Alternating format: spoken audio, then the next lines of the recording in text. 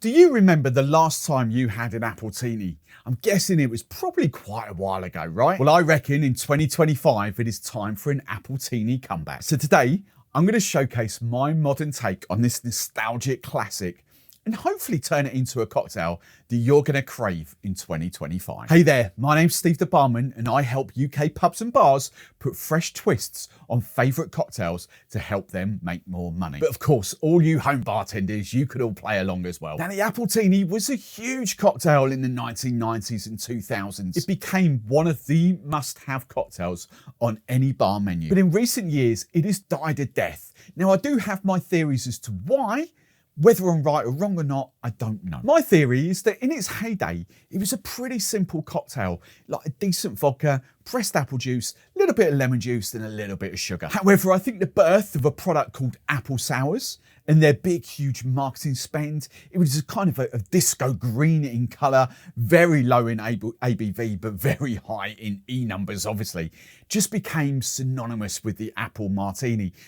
It turned it into this sweet drink that not many people got on with. And thinking back to even the mid to late 2000s, there was a certain amount of premiumisation in the bar industry. People were starting to crave and ask for better spirits. But these apple liqueurs and other sort of apple flavoured vodkas that were coming out didn't really kind of fit into that little niche. They were still quite sweet, lower ABV, and just didn't really go down well. Unless, of course, you're under 21 years old and you're at a nightclub and you just wanted a round of shots. That's when apple sours came into its own. So I think because of that, less people started ordering the Apple Martini. And of course, it just started to die off. Less people are ordering it, means less bars are going to put it on their cocktail menus. But I think the other part of that as well is that bartenders got a little bit bored of this. This and cocktails like the Woo Woo, they thought they could make better drinks. And so, of course, they would stop putting it on cocktail menus themselves. Now, for me, up until now, the last time I probably had an Appletini or an Apple Martini, however you want to refer to it, was probably quite a few years ago. I have to say, I've made a couple recently and I've really enjoyed them. So today, I want to give you my take and give you some inspiration about how you can bring this cocktail up to modern day specs, whack it on your cocktail menus and make some really good money from it. But before we do that, let's start off and make the classic Apple Martini recipe or Appletini, however you used to refer to it. Now, more often than not, this would be the recipe. There were a few ways that you could have made it back then, but this is, more often than not, this is how it's made. Now, believe it or not, I don't actually have a bottle of cheap vodka here. I thought I had a bottle of Absolute. I don't. So pretend this is your sub sort of 15, 16 pound bottle of vodka here. It's a little bit better, but pretend it's Smirnoff or Absolute or something along those lines, all right? Pressed apple juice. Always go pressed apple juice. Don't go for that sort of clear, sugary, sweet, concentrate stuff. You want 100% pressed apple juice. We've got 100% squeezed lemon juice there and just a little bit of sugar syrup. So to start off, you want 50ml double bubble of your vodka of choice, another 50ml double bubble of your pressed apple juice, 15ml of lemon juice, and then adjust to taste, but 10 to 15ml of sugar syrup. And then double strain that into your martini or coupe glass of choice. And then to garnish, back in the day, bartenders would go crazy with apple fans and just kind of whatever they would do with apples. This day and age, we've got dried apples from Frono. Now look, there's nothing wrong with that cocktail. That is delicious. All right, if you don't like apple juice, you're not going to like that cocktail. It stands to reason, really. But that, face value, that is just kind of like a boozy, spiked apple juice. But it is nice and light. You have got that kind of lemon juice and that sugar that kind of just balances that out. If you drink like cocktails like Brambles and Tom Collins, you understand what I mean. You've got that sort of citrusy lightness that just comes to cocktails. There's nothing wrong with that. That's just delicious. Although I have to add in, that vodka is making it taste pretty damn good, to be fair. I have got that sort of grapey note. So if you haven't sort of seen the first video in this series, this is a grape spirit. I call it a vodka. It's technically a grape spirit, but you would use this as a vodka replacement. And I do get that sort of grape note that comes through. So is the vodka that's making this taste pretty damn good. Now, of course, with the Appletini, there were quite a few riffs that came off the back of this. This video is sponsored by me. Kind of. Because in the description below, I have 3 fantastic offers for you guys. The first partnership I'm bringing you is my good friends at Franklin's and Sons. They are giving you UK viewers 15% off your very first order. My long-term buddies at Drinkstuff, I've been a customer of Drinkstuff for 25 years-ish, give or take, and they're also a client of mine, but Drinkstuff are giving you 5% off your very first order for you UK viewers. But I've also got something for you guys watching worldwide. I've been getting a lot of comments recently about this apron and where did I get it from? Well, I can now tell you. This is from Fancy Gents over in Greece, and they're giving you 10% off any apron on their website. Now, all three of those discount codes in the description of this video. So if you go down there and check the description out, you'll find the discount codes, but you'll also find the link to download my free PDF cocktail book. This cocktail kind of spanned the movement of a couple of flavored vodkas. I mentioned apple vodka.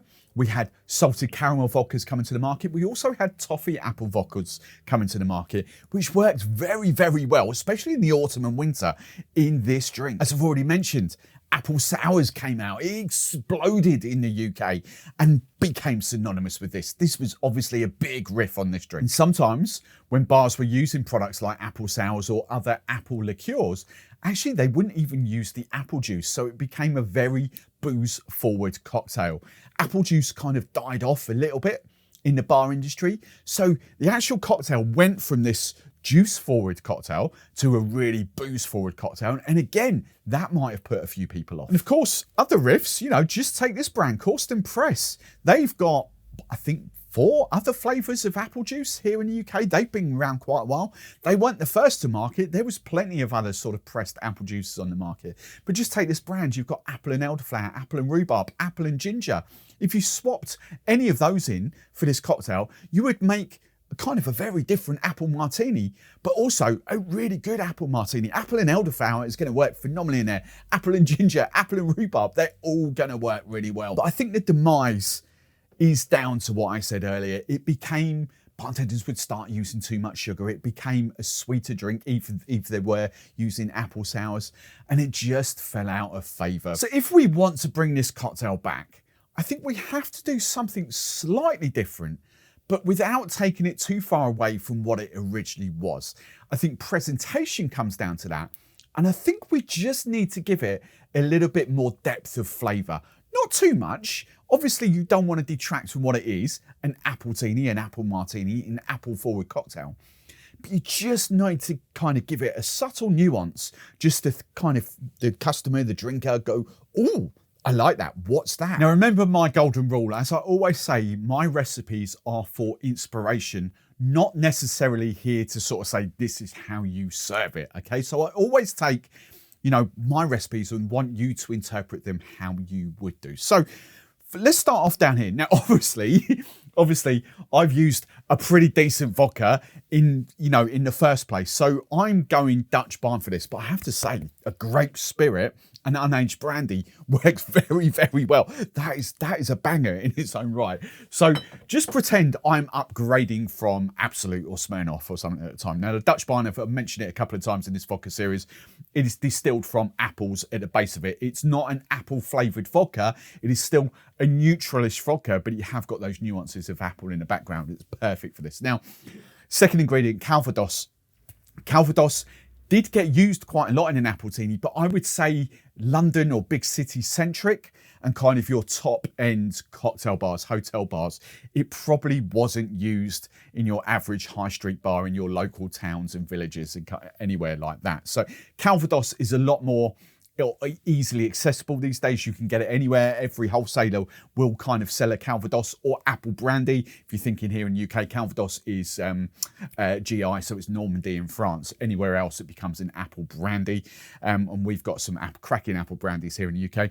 I've gone for the lower aged one, the Fiend, as I've explained a couple of times recently in autumn cocktail videos. I think the lower aged Calvadoses or apple brandies, they give you more apple flavour as opposed to those that have been aged longer, where the kind of the oak of the wood takes over. Ingredient you're going to start to see quite a bit of coming up in the next few months as well. Again, it's a firm favourite of mine, Licor 43 herbs and spices, the overriding flavour, vanilla. Vanilla apple works a treat. Then I'm going for my lemon juice. I've swapped in my sugar, purely because I've got it here for the apple pie syrup. For some reason, I keep calling this the toffee apple syrup. But the apple pie is an apple flavoured syrup with a little bit of sort of cinnamon going on. I think it's just cinnamon in there. There might be some cloves or something, but it's just kind of that apple pie kind of flavour. And again, this is purely for inspiration. I'm not saying you have to go out and buy it, but just think of what other flavours you could kind of go with this. For instance, I've just got plain apple juice here. You could go for an apple syrup if you wanted to. You can kind of go plain sugar if you wanted to, and then go apple and ginger. Or you could get rid of that as well. You could go plain sugar and start adding in some bitters. For instance, the recipes that I've got up there, I was originally going to go for ginger bitters. Ginger would work very, very well in here. Honey bitters would work very, very well in here.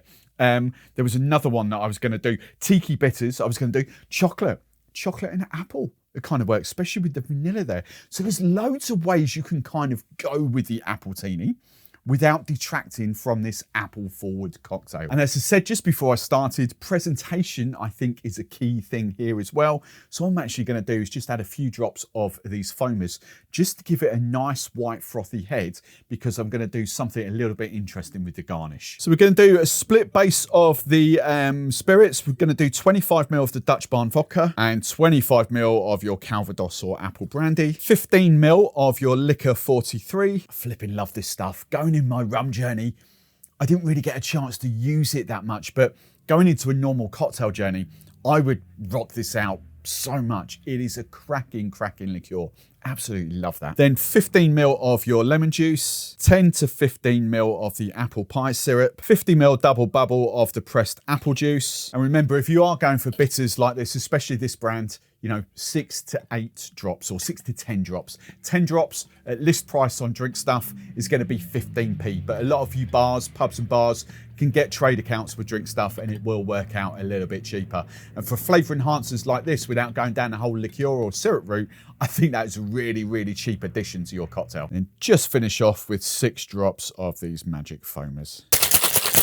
And to serve up, double strain into your coupe or martini glass, whatever your choice is. And then to garnish, now that I've got that lovely sort of white foam on top, what I've done is I've got some of my freeze-dried blackberries from Frona. I've just crushed some down so you can just like scoop and just put some crushed up blackberries on top of your drink. You could use the raspberries, you could use the strawberries. It's just autumn at the moment, so I think blackberries are a good shout. So I think first up, aesthetically, we've changed the drink. That's now created the wow factor very simply, very quickly and very easily. There's no kind of manual labor gone into that. We've just foamed it up with some foamers. We've just crushed up some blackberries, which takes seconds, and we've transformed the drink.